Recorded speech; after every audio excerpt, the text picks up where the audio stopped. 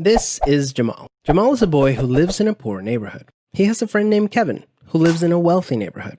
All of Jamal's neighbors are African American, and all of Kevin's neighbors are white. Because Jamal's school district is mostly funded by property taxes, his school is not very well funded. His classrooms are overcrowded, his teachers are underpaid, and he doesn't have access to high-quality tutors or extracurricular activities. Kevin's school district is also funded by property taxes, so his school is very well funded. His classrooms are never crowded, his teachers are very well paid, and he has access to high-quality tutors and lots of extracurricular activities. Kevin and Jamal live only a few streets away from each other. So how come they're growing up in such different worlds with such different opportunities for success? The answer has to do with America's history of systemic racism. To understand it better, let's look at what life was like for Kevin and Jamal's grandparents. Decades after the Civil War, many government agencies started to draw maps dividing cities into sections that were either desirable or undesirable for investment. This practice was called redlining, and it usually blocked off entire black neighborhoods from access to private and public investment. Banks and insurance companies used these maps for decades to deny black people loans and other services based purely on race. Historically speaking,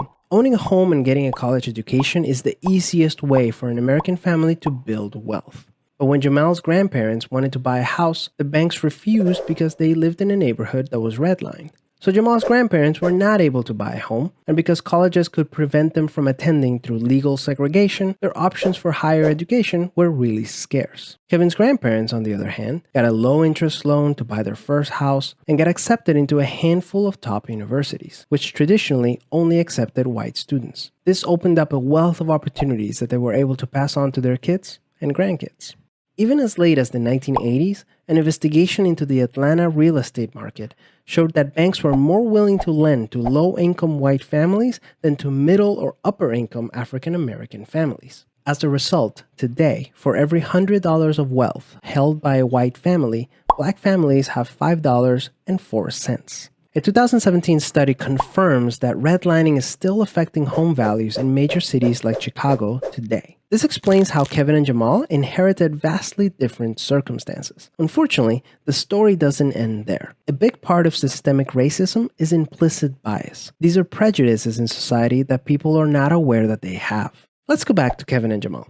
Against all odds, Jamal manages to be the only student from his high school to get accepted into a great university, the same one that Kevin and his high school friends are attending. But after Kevin and Jamal both graduate, Jamal notices that his resume isn't drawing as much interest as Kevin's, even though they graduated from the same program with the exact same GPA. Unfortunately for Jamal, studies show that resumes with white-sounding names get twice as many callbacks as identical resumes with black-sounding names. Implicit bias is one of the reasons why the black unemployment rate is twice the rate of white unemployment, even among college graduates today. You can see evidence of systemic racism in every area of life. The disparities in family wealth, incarceration rates, political representation, and education are all examples of systemic racism. Unfortunately, the biggest challenge with systemic racism is that there's no single person or entity responsible for it, which makes it very hard to solve.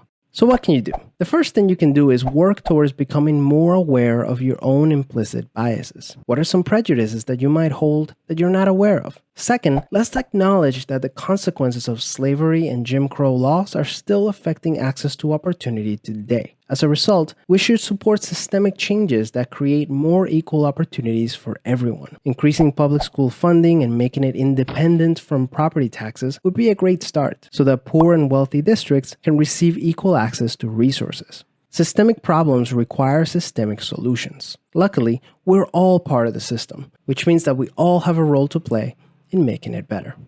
Peace.